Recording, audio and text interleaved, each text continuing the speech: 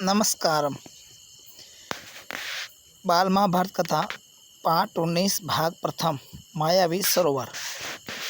आज अपन एक ऐसे सरोवर बारे में पढ़ेंगे जो मायावी लगता है और पांडव उन पर जाते हैं तो उनकी क्या स्थिति होती है उसके बारे में पढ़ेंगे। पांडवों के वनवास के 12 वर्ष की अवधि समाप्त होने को थी। एक दिन एक गरीब ब्राह्मण की सहायता करते हुए पांचों भाई जंगल में बहुत दूर निकल आए। चलते हुए थक जाने के कारण वे सुस्ताने लगे। तब युधिष्ठिर ने नकुल से पेड़ पर चढ़कर किसी नदी या जलाशय की तलाश करने को कहा और पेड़ पर चढ़कर नकुल ने कुछ दूरी पर पानी में उगने वाले पौधे तथा बुगुलों को देखकर वहां पानी होने का अंदाजा लगाया।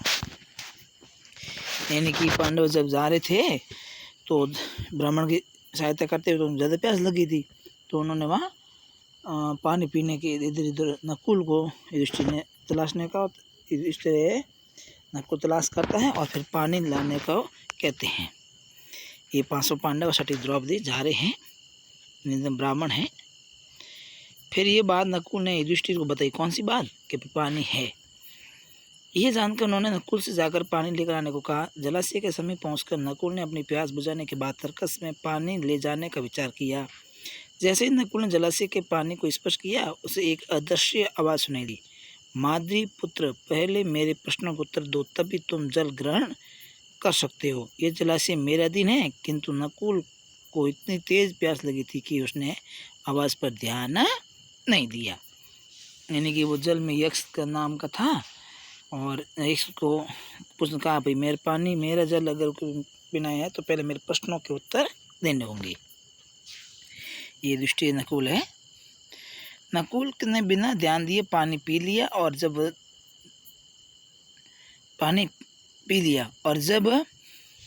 बाहर आया तो उसे शक्कर खाकर वहीं गिर पड़ा।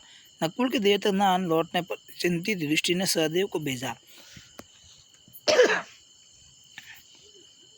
जलाशय के निकट पहुंचने पर सहदेव ने नकुल को जमीन पर खड़े देखा, किंतु प्यास तेज लगने के कारण वह भी जलाशय में उतर गया और बिना उस आवाज़ की परवाह किए पानी पी बैठा और ज़मीन पर बेहोश होकर गिर पड़े। नकुल और सहदेव दोनों हैं वो पानी पीकर ज़मीन पर मृत में गिर गए हैं।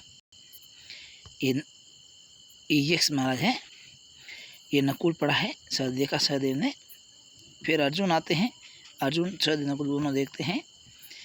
जब सहदेव न आया तो युधिष्ठिर ने अर्जुन को भेजा तो उसने वहाँ नकुल और सहदेव को मृत पाया। उनकी मृत्यु का कारण सोचते हुए अर्जुन भी जलाशय में पानी पीने उतर गया। उससे भी वही आवाज़ सुनाई दी जिस दिशा से आवाज़ आ रही थी। अर्जुन ने तीर चलाए, किंतु उसके बाणों का कोई प्रभाव न होते देख अर्जुन ने पानी पीने के बाद युद्ध का विचार किया। इस प्रकार पानी पीते ही वह बेहोश होकर गिर पड़ा। तीनों भाइयों के वापस न आने पर युधिष्ठिर ने भीम भेजा। ये भीमसेन है। भीम ने जलाशय के निकट तीनों भाइयों को मृत देखकर किसी यक्ष द्वारा ऐसा किए जाने का अंदाजा लगाया, किंतु वह भी पहले पानी की इच्छा से जलाशय में उतर गया। उस आवाज़ ने भीम को भी बिना उसके प्रश्न उत्तर दिए पानी पीने से मना किया, किंतु भीम ने उसकी बात न मानी और जाकर पानी पी लिया। पानी पीते वह भी अपने भाइयों की तरह मृत होकर गिर पड़ा। जब चारों ही भाई वापस नहीं आए तो युधिष्ठिर व्याकुल उठे और स्वयं चलकर अपने भाइयों को देखकर आने का निश्चय किया। ये नकुल सहदेव अर्जुन तीनों सो रहे थे मृत अवस्था में। तब भीमसेन आए। ये युधिष्ठिर भाई है, चारों नहीं आए तब वो गए थे। कठिन शब्दार्थ। अवधि यानी समय, निर्धन गरीब, जलाशय तालाब, अनुमान यानी अंदाजा, अंजुलि इन दोनों हाथों को मिलाकर पानी पीने या किसी चीज़ को ग्रहण करने के लिए बनेगी स्थिति को क्या कहते हैं? अंजुलि। अधीन अधिकार में परवाह न करना, ध्यान न देना, अधीन अधिकार परवाह न करना, ध्यान न देना, गति दशा, असर प्रभाव, कर्तृत्व कार्यस्थानी और बेदर निर्भीक। प्रश्न है, प्यास से व्याकुल युधिष्ठिर ने नकुल को क्या आदेश दिया? तो प्यास से व्याकुल युधिष्ठिर ने नकुल को किसी पेड़ पर चढ़कर आसपास कहीं जलाशय अथवा नदी होने का पता लगाने का आदेश दिया, जिससे सभी भाइयों की प्यास बुझाई जा सके। अगला प्रश्न है, पेड़ पर चढ़कर नकुल ने किस आधार पर ही जलाशय होने का अनुमान लगा लिया? तो नकुल ने पेड़ पर चढ़कर तथा बाद में उतरकर उन्हें बताया कि कुछ दूरी पर ऐसे पौधे दिखाई दे रहे हैं जो पानी के नज़दीक ही उगा करते हैं। साथ ही पास में कुछ बगुले भी बैठे हुए दिखाई दे रहे हैं। अतः इनसे ये सिद्ध हो रहा है कि यहाँ आसपास कहीं पानी है। तीसरा प्रश्न है, नकुल ने जलाशय से पहले स्वयं ही पानी पीना क्यों उचित समझा? तो पेड़ से उतरकर नकुल ने सबसे पहले खुद ही अपनी प्यास बुझाने की सोची, क्योंकि जंगल में दूर तक जाने तथा पेड़ पर चढ़कर जल की खोज करने के लिए उसे ज़्यादा परिश्रम करना पड़ा। अतः उसे प्यास भी ज़्यादा लगी, इसलिए उसने पानी पहले पीना समझा।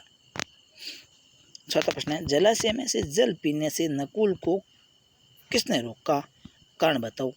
तो नकुल को जलाशय में से जल पीने से यक्ष ने रोका, क्योंकि वह यक्ष उस जलाशय का स्वामी था और जलाशय में से जल पीने की इच्छा रखने वाले व्यक्ति को पहले यक्ष के द्वारा पूछे गए प्रश्नों के उत्तर देना अनिवार्य था।